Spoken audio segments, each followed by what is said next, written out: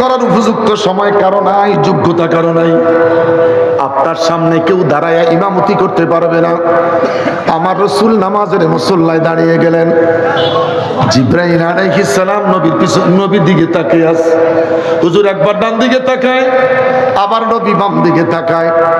জিবরাইল নবীর কাছে গিয়া বলেন, ইয়া রাসূলুল্লাহ, কোন সমস্যা? কোন সমস্যা গো নবী?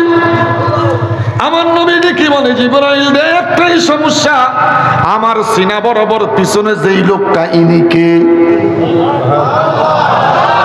জিবরাইল কয়, নবী গো, ইনি আর অন্য কেউই নয়, ইনি হলেন মূসা কালিমুল্লাহ।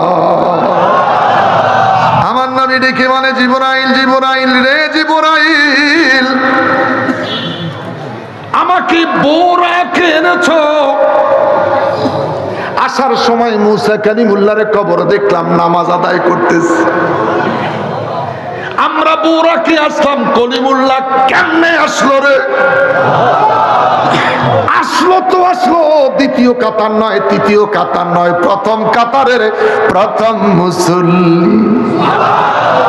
আস্তে কন, আর জোরে কন, জিবরাইল রে, জিবরাইল, আমি তোমার কাছে জানতে চাই, তোর বোরাকের গতি বেশি না নবী পয়গম্বরের গতি বেশি?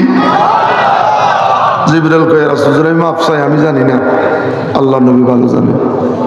আমার নবী কয়, তোর বোরাকের চাইতে নবী পয়গম্বরের গতি অনেক বেশি। আস্তে কন, জোরে কন। নবী মেরাজ করলেন, সব কিছু দেখলেন, বিদায় হইয়া চলে আসতেছে, নবী কান্না শুরু করলেন।